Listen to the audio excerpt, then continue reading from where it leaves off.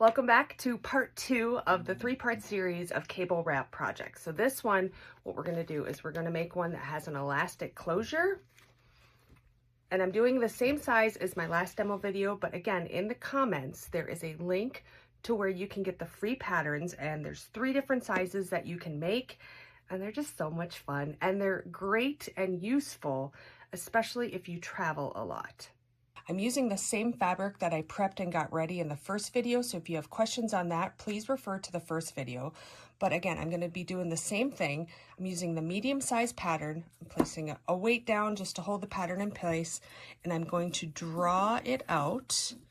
I'm going to trace the pattern, and again, remember, we're human, just be patient. Use what you have, trace out your pattern. I am going to do something a little different in this one, just to show you options that you have for sewing, especially if you're a beginning sewer. Okay, so you can see I've traced it out, and what I'm going to do is I'm going to come in with a pair of scissors, and I'm not going to cut along the line. I'm going to cut off to the edge here, and there's a reason for this.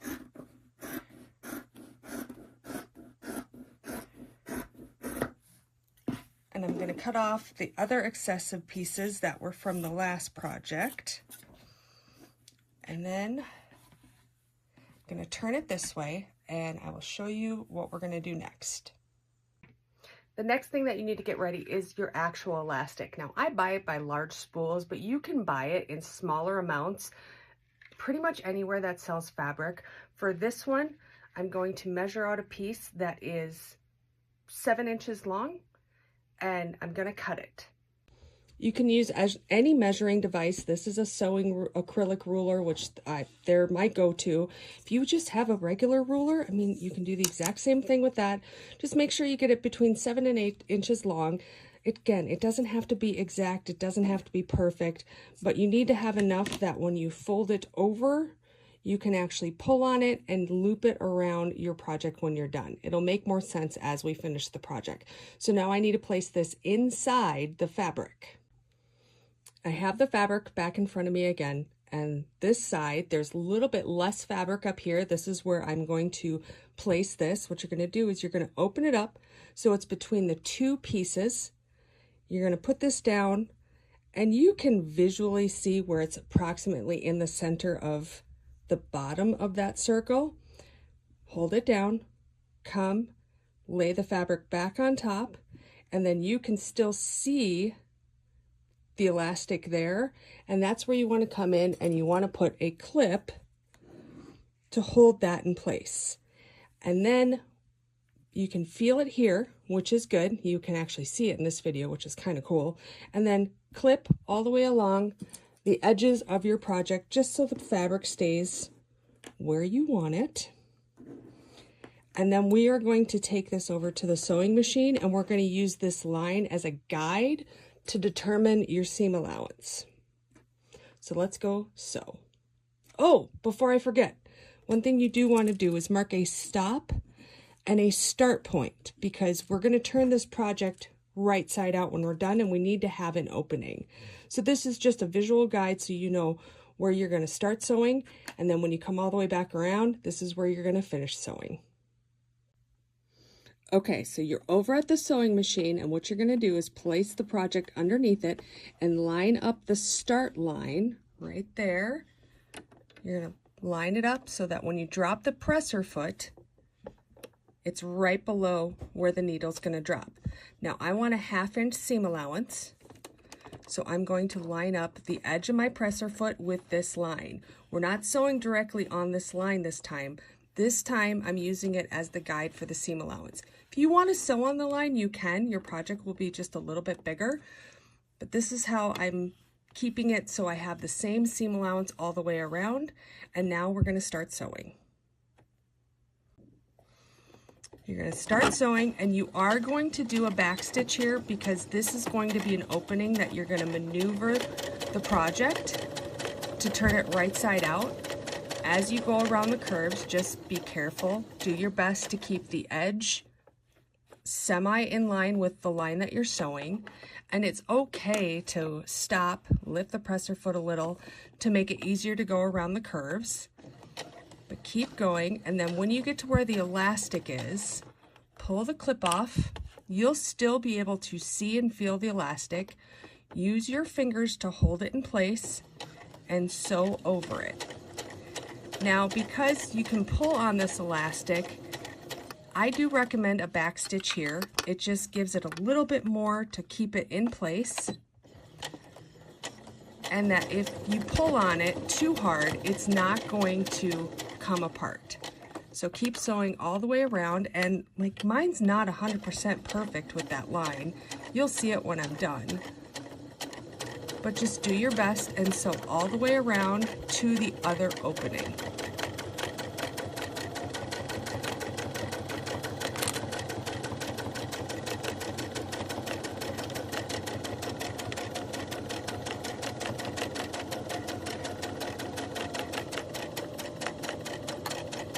And then I'm coming back to the stop line, so I want to get all the way to it, back stitch a couple,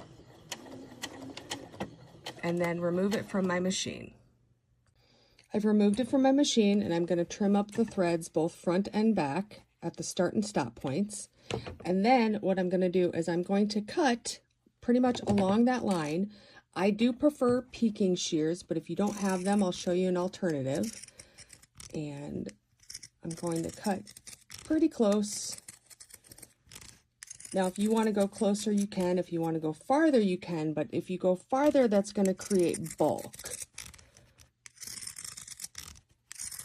All right, so let me show you what I'm going to do. The alternative on this curve, if you don't have those type of scissors and you just have scissors to cut straight, what you want to do on the curves is you want to cut out actual notches. And you want to do this all the way around the curve so that it lays flat when you turn the project the right side out. But I'm gonna, so that's, you know, that's what you do all the way around. I'm gonna keep going with my peaking shears. And when you get to the elastic, it's a little bit bulkier, just be patient. And then for the opening, you don't want to cut it like as close as the other pieces. Give yourself a little bit more to play with just on the other side of the line, and this will also help in finishing when we turn the project the right side out. So let's go do that now. Now we're going to turn the project the right side out. You're going to find that opening, and you're just going to gently turn it so that the right side of the fabric is facing out. This is the side, this is how you want it to look when it's finished. And just carefully, you know, pull on the little elastic piece and then maneuver it with your fingers so that you get the circle shape that you sewed.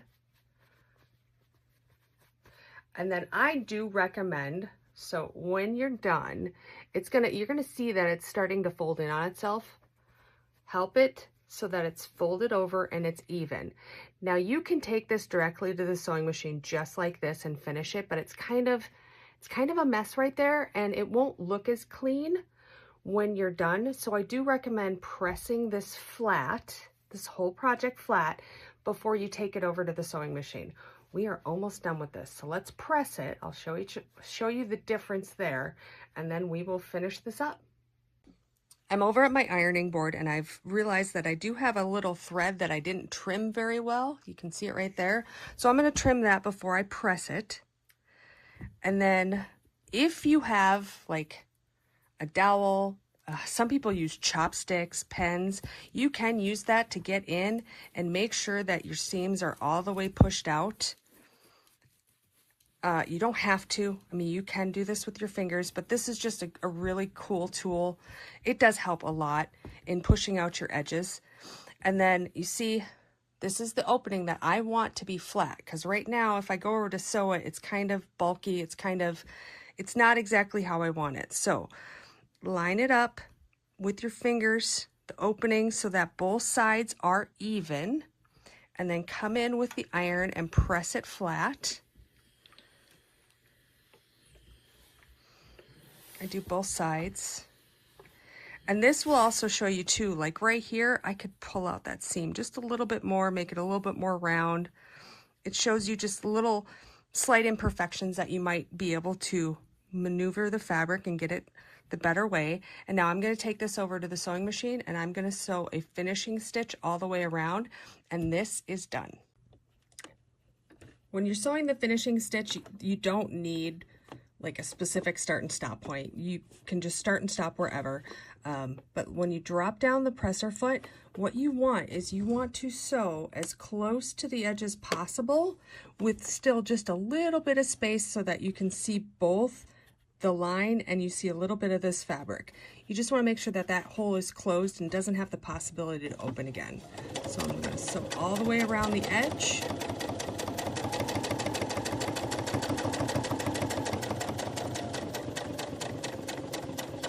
And again, if you get to a point where it feels like it's bunching and you just want to maneuver it so it's a little bit easier, do that.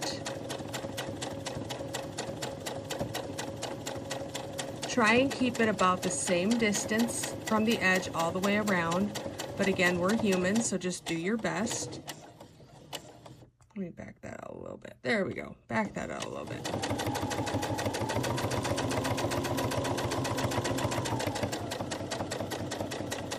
And then make sure you go over the elastic that's on the inside. It just reinforces it again just one more time, that when you pull on it, it's not going to rip out of the project and you're not going to rip your project. And then go back all the way to where you started. Remove it and trim up your threads. And guess what? This is done. Now you have the finished project. You have the elastic here, you have the actual pad here where you're going to place your items, and you have made a fun little cable wrap that you can use for organization or for travel. And to actually use it, you can place the charging block, you can place the cable, wrap them up, and then when you have it to the edge, grab the elastic. You can loop it around once or twice, depending upon how thick yours is. And if you want shorter elastic, you don't want to have to wrap it twice, then cut shorter elastic, maybe cut 5 inches. If you want to wrap it more than twice, cut like 10 inches. It's completely up to you how much you do. This was just a guide on how I made mine, how I prefer mine. And remember, if you want to do the Velcro one instead of the elastic because you have one over the other, check out the other video on that.